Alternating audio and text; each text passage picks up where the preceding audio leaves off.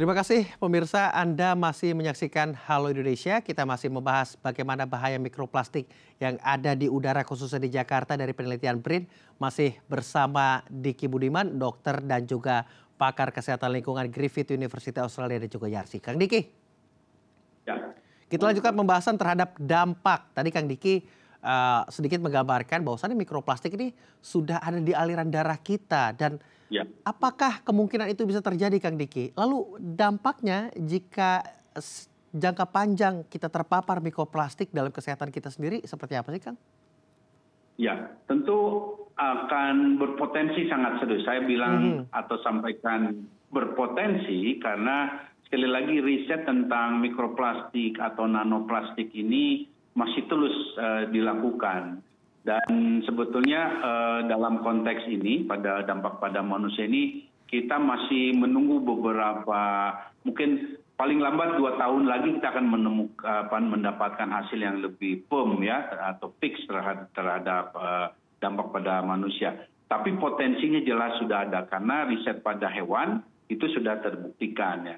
Tapi sebelum saya jawab itu, saya ingin sampaikan bagaimana sih kita bisa mendeteksi paparan mikroplastik di tubuh kita. Ada sebetulnya dua cara. Yang pertama dari kotoran manusia atau feces ya. Ini yang sudah dari 2019 itu ditemukan mikroplastik di feces manusia. Ini yang paling mudah bahkan cara deteksinya, dan ini yang juga dilakukan di Indonesia beberapa waktu terakhir. Kedua dari darah, ya, darah dan juga jaringan tubuh.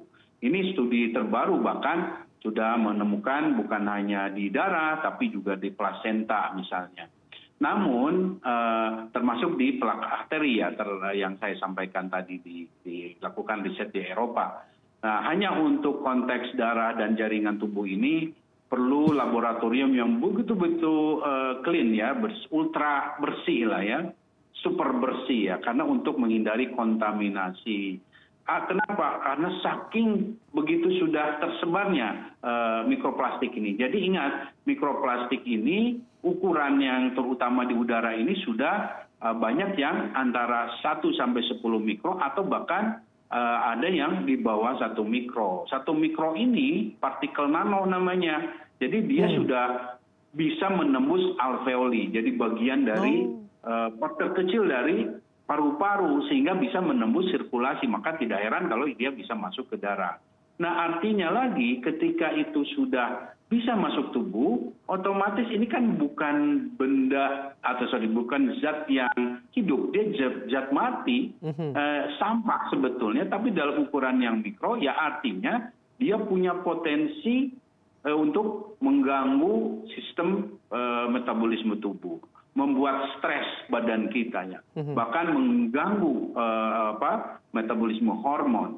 Bahkan juga beberapa riset menemukan khususnya pada hewan ada mikrobiota. Mikrobiota itu jadi makhluk hidup. Jadi di dalam tubuh kita itu ada makhluk hidup normal yang memang jadi penghuni sana, membantu metabolisme, membantu manusia. Nah, itu terganggu gitu keseimbangannya. Bahkan ada potensi akumulasi atau peningkatan jumlah logam berat, kimia berbahaya, bahkan bakteri yang merugikan yang masuk ke tubuh manusia. Karena apa? Karena ternyata si mikroplastik ini dia berperan seperti kapal, membawa pengangkut logam berat, kimia berbahaya, bahkan gen antimikroba resisten gitu. Jadi riset-riset kesini semakin menguatkan bahwa mikroplastik ini punya potensi peran pada berbagai isu yang dihadapi manusia. Entah itu infeksi saluran nafas yang semakin sering, semakin lama, atau bahkan semakin berat, bisa seperti itu. Atau misalnya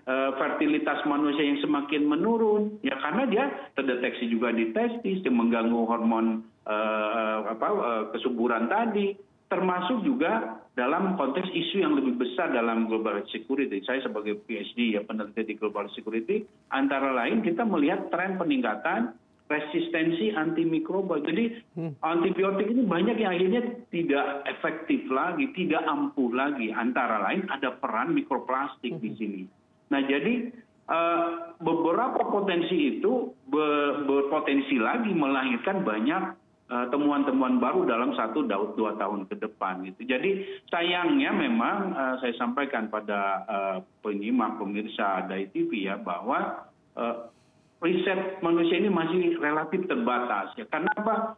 Memang perlu metode yang cukup amat sangat advance ya untuk melakukan ini dalam konteks memastikan bahwa ini apakah berpengaruh pada satu kejadian penyakit dan lain sebagainya.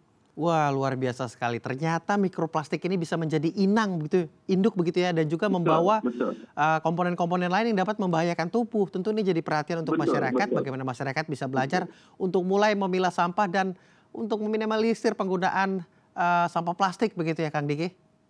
Betul. Dan yang penting juga ingin saya sampaikan, jadi walaupun bagaimanapun jangan sampai juga panik berlebihan. Waduh, bagaimana ini mikroplastik gimana? Tapi ingat, manusia ini punya mekanisme pertahanan tubuh. Antara lain, kalau bicara mikroplastik ini, misalnya masuk ke dalam hidung kita ini ya, ada beberapa mekanisme yang bisa kita lakukan ya sebelum tubuh kita melakukan. Pertama ya tentu memakai masker ya, menghindari kalau misalnya sedang berdebu di rumah itu, selalu prinsipnya kalau berdebu jangan melakukan pembersihan kering. Pembersihan kering itu disapu gitu ya, dan debunya berterbangan, terhirup nanti. Yang dilakukan adalah pembersihan basah. Jadi pembersihan basah itu misalnya dengan lap basah, dilap, dicuci, dialirkan gitu. Jadi itu yang aman ya. Kemudian juga kita mengurangi potensi di dalam rumah itu banyak cemaran udara yang mengandung mikroplastik ya. Kalau bepergian pulang ke rumah, jangan, apalagi kehujanan ya, jangan digantungkan di dalam rumah, dibilas dulu di luar atau kita langsung mandi. Nah itu hal-hal yang harus dilakukan. Nah sekarang bagaimana kalau yang sudah terhirup? Nah banyak minum air putih itu juga harus kita jaga karena dia akan terbuang juga. Dan yang paling penting karena banyaknya masuk ke dalam, baik itu mungkin melalui yang diminum dan yang dimakan dan masuk yang terhirup. Ada yang paling baik umumnya yang terdeteksi kenapa di feses ya, kita banyak makanan yang berserat supaya buang air besar kita juga lancar gitu. Termasuk kalau bicara di saluran nafas itu sebetulnya mekanisme batuk bukan batuk terus ya, batuk sesekali mengeluarkan dahak. Kalau muslim itu berwudu itu dia membersihkan hidungnya juga. Itu waktu berkumur itu hal yang bagus ya, hal yang perlu dilakukan. Tapi ada hal yang paling berisiko sebetulnya yaitu perokok. Kalau perokok, wah sudah ini sudah dari rokoknya, dari mikroplastik. Karena biasanya perokok sulit untuk silia itu rambut getah di saluran nafas itu berfungsi baik untuk membuang zat asing atau yang merugikan. Nah, selain itu yang bisa kita lakukan juga tentu dengan beristirahat, meningkatkan imunitas ya. Ini yang juga akan sangat penting. Dan yang paling penting sebetulnya adalah ya kurangi plastik sekali pakai ya. Mau itu botol plastik, sedotan, plastik pembungkus ya, pilih yang kaca atau logam. Termasuk jangan mudah bakar-bakaran, apalagi bakar sampah plastik ya, karena dia akan melepaskan nanopartikel dan zat toksik.